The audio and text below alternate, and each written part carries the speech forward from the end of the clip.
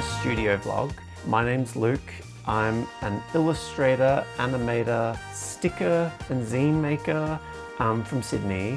What I'm about to show you is stuff that I've made for the Other World Zine Fair in Sydney. It's a collection of zines I've made, stickers, toys and prints. So I hope you can stick around and see what I've made. So I've decided to do a sequel to my first mental health toolkit. This is a bit of a passion project because I make these primarily for myself, because during depression or some heavier moments, I forget what I need to help get me through those things rather than like making it worse. There are kind of ways that I can care for myself that I've illustrated, so when I go through these bits of depression that I can use it as like my toolkit. Yes, so the other thing I've made for the Zine Fair are these dog toys. Boop, boop. They were inspired by a trip my boyfriend Michael took me to a place called Model Craft in Sydney. So we went there kind of on a whim, spoke with Matt, and we spoke to him about what timber to use, the thickness, and then I went home and I sketched up some designs and narrowed down one that I really liked. We learnt a lot in doing this. It turns out that painting this, the poop, was actually quite hard to get into these little grooves here. If I make another pooping dog toy, I will cut out the poo in here so it can kind of slot in and glue in. So I've had the bee idea in my mind for a couple of years. I was writing down some mantras, and that became particularly important for the depression that I had this year, which went for about 6 months. And my usual coping mechanisms weren't working. Whilst I was going through my sketchbook, I had found these words that I had written a couple of years ago, which were be brave, be yourself, and be kind.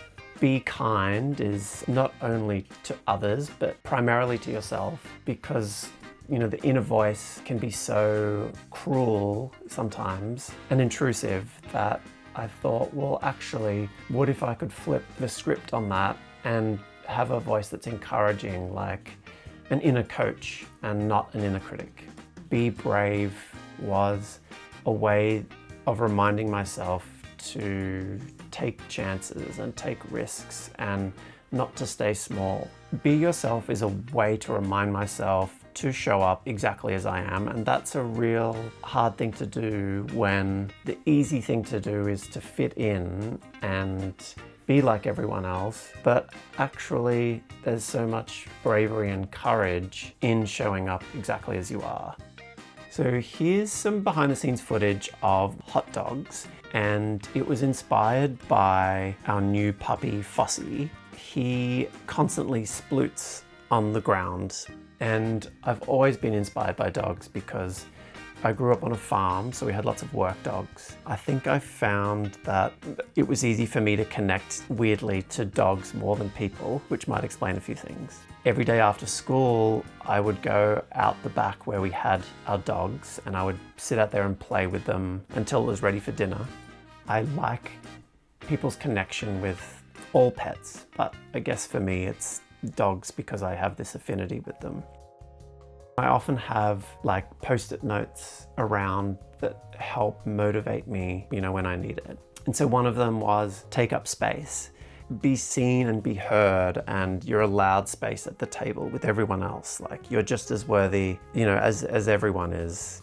The other print is it doesn't have to be perfect. Maybe these are two sides of the same coin, but it doesn't have to be perfect is a reminder that I will never meet the expectations that I set upon myself. I'll never get to the point where I'm completely happy with something, and that perfectionist mindset stops me from sharing stuff. So take up space and it doesn't have to be perfect are two sides of the same coin, is how I see it.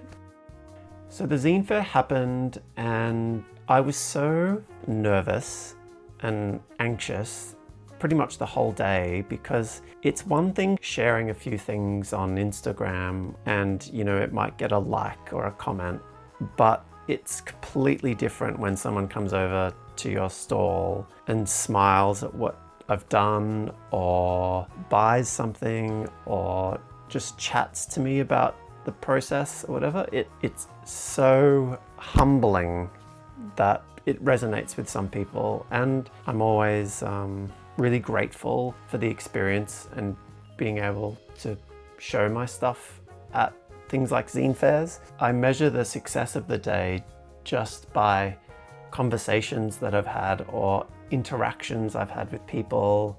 You know, even just having like some small kids come over, you know, they're looking at a sticker or a zine, and I feel very honored that they're choosing to part with their pocket money on something that I've made that has stemmed from a journal entry when I've had depression or anxiety.